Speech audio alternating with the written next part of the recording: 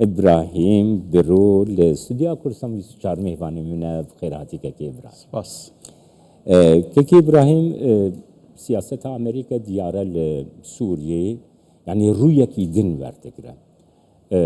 اجور دست پی بکم که دو کنگرسمنی امریکی لسوریه بون هر دو کنگرسمن جی اندامین پارتیا کمارینه آنگویا دستلاتینه گورا بهوریات امریکا گریدای سوریه سیاستا خل برچاو در پاسته که حتى أنا هاك جمال يعني دولتها جهين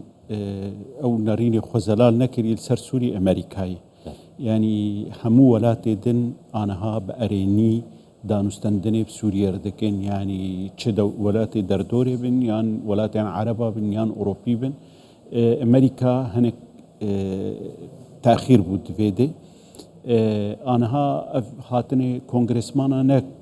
يعني نهاتني كي حكومية يعني نش عندك حكومية بيجومان هناك وساطات جالية ديمقراطية جهنة يعني هن كونغرسماني ديمقراطي عيني كارده قدوي أف عقوباتي قل سر سوريا هناكي سفق ببن يعني كسكي دوزار عكرني بتمامي نكري جبرولو جي أنها يعني أمتزانج استراتيجية أمريكي لدفره تفدي يعني نل سوريا تانيجي وجاب تايبد سوريا دي قريداي بإسرائيل في يعني كان حاجتا إسرائيل هي يعني رجيما نول السوري شرع بي خرد كرن يعني بي زعيف كرن بهوريا مده بشتي سردانا ترامب مها بينجات سردانا عربستان سعودي بكي اوي قلك تشت درباري سوريا دي بين زلال بله دستلاتا ترامب که ابراهیم هر دست نشان بکن دبی جگو من الگوتنا لکردارا دبی ام تماشا بکن یعنی نباوریه که دستلاتا امریکا به دستلاتا وجهیزا شامیره هی أنها أمريكا يعني أبيستو دصال يعني بشترو قاندنا صدام حسين هين أو سزاي قل سر رجيما صدام حسين هبون هناك العراقي بردوام دكن يعني أمريكا قالك عقوبات لسر رجيما بشار الأسد دانيبو أنها يعني بكتنا رجيما أسد هناك عقوبات سفكره هناك أو تشتانا سفكرن دا كاربن مسألة آفي وكهرباء ومسألة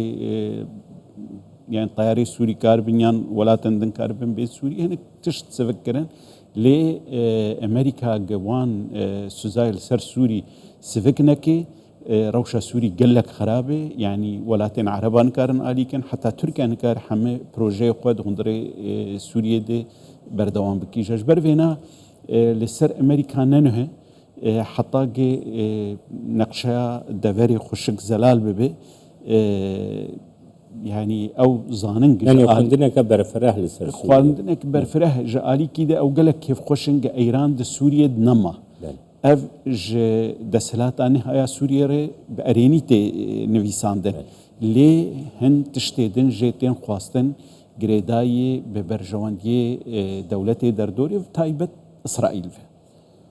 هر دوی چرچوی ده منطقه اشتباه برسن که ابراهیم نها لعالیه کی ترکیه یعنی پشتی کتنا رژیم بشار اسد گرم بگرنه دستا لعالیه کی ترکیه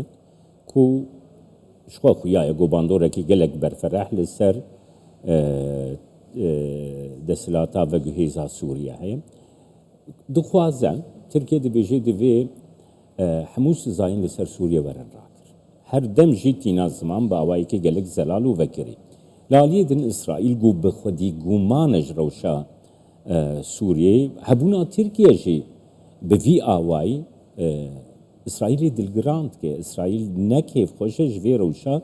ترکیه کل سر کارگریا ترکیه باندورا ترکیه لسر سوریه هیا دوی چرچوی ده حلوستا امریکا تچاوات خون یعنی امریکا دی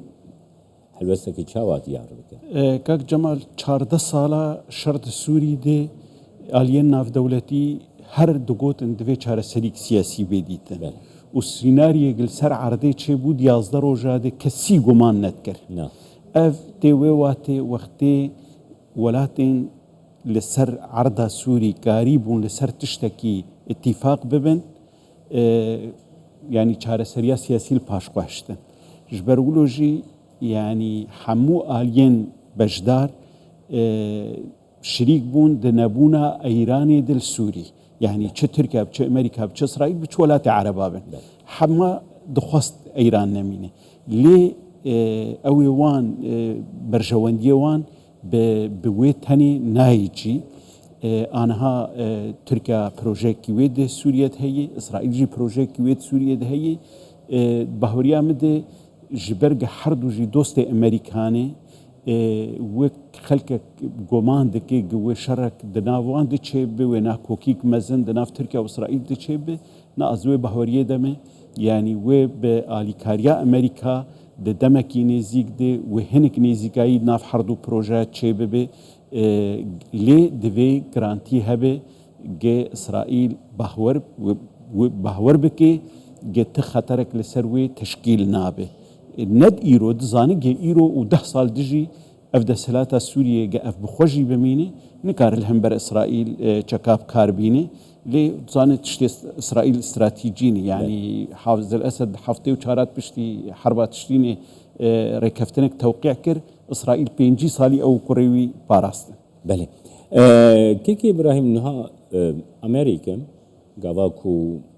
دانوستاندنی لگل سوریتی هر دم دیبیجی مرجع من برانبری دهانه. دو مرجع گله گرینگی گو امریکا در داخل پیش هی یک حبونا هزیم بیانی کسیم بیانی گو ناو حیات تحریر شام دبون اونها د برپرسیارین گرینگ دستلاتا سوریه دنه تایبتی جدواری سروازی و ارتشی ده یک جی روشا پیک هاته یعنی دوی آلونگاریه ده دوی تبلیغیه ده تقلق جارات شوي شامي باوريات بهيكو دستلاتانو يا سوريا دم مثلا كرده مثلا بيكاتين دن دجي غافين اريني غافين غولغورا دا خزوان بيكاتينا باويشه ما خابك جمال يعني دسلاتين روجلات نافي ظانن بامريكا واوروبا وقت بحث ديمقراطيتي وما في مروفا واوي دكن د پاشوی د تشتن شرطنوانی دن هنه لیوی دن پیشیا خو جبر ولوجي يعني انا هذا سلاتا نهل سوري بري خداي چاوا دولت راضي بك يعني هندري سوري هنكي پاشگوه کریه لي او شرط گتن گوتن گلکی گرنگن ولغوري چونه مل شامي ولغوري قامت شوبين تشتي گچيبون يعني او مؤتمر اجتماعي جيبو اعلان دستوري جيبو باشي يعني هن لجان دن بيك هاتن وزاره جيبو حطانها دسلاتا نو لسوري گهنه دايوي تشتي باشه شنوها مالاخ و آوانك كيكي ابراهيم شاواتي جدر و بخازي كو باوايكي بوزيتيف اريني و باش لمالات تماشا چقاس جدر و يعني تێکلیژی چێ ببن و پاراستنجی چێ بە هەگەر لە ماڵە خۆی هوندەری بە نەگەڕێ ڕەوشە سووری ئارام نابێ شاشتی گەلک مەزن دەسەلاتە سووری نوکەتێ گێ کۆنگرا نیشتمانی دە 2 ساعت و نیوات چێ کرد هەگەر دەبینێ قۆناغا بە گوهێز 5 سال بێ گەرەک 3 سال ژێ بدا حوار الوطني أو المصالحة الوطنية دانستندنا نشتماني سوري هجر دانستندن دناف سوريا چنبه ريكفتني سياسي چنبن چه دستورك جيبه دانين تشتي لسر تشتي شاش به آواكرن و شاش به و خراب به گرك لي و گرك زوترين به وگره دانستندنا سوري و مصالحات دناف بكاتي سوري توات چه به كيكي إبراهيم وكي كرت ام دلگرام ببن جوی حلوستا امریکا یا وکشاندنا هیزین خوا انا هاكاك جمال هبونا امريكا نبهج مارا لشكري ويلي وجد سبيكا هاتنا ترامب دي بنتاغون حاضريا خود كرجي و ترامب يعني هنك تشتي ولو دكاره بستيني جبر ولوجي لز يعني يعني هسده ودسلاتا شامين زيكي هفدوكر جبوغي برنگكي مفاجئ پشتاقونه دي بس تشتيغ انا دبي کێمکردنا هەنێک لەشکر تأثیرێکی ناکێ ji ber قوتا ئەمریکا di Sûrî neb hejmara eskerê wê yê bi ala Amerîkî gilhundirê Sûrî heye ew sînorekî tehdîd dike ji xelkê mayî re. Yani em dilgiran nebin veke. Ez bawer nakim yani tiştekî bilez tune di derketinê hey wê derkeve lê ev kêmkirina hejmarê nayê wê watê ihtimama wê zîf dibe. Gelek spas dikim pekî İbrahîm Biro got mêvanê me. Spas.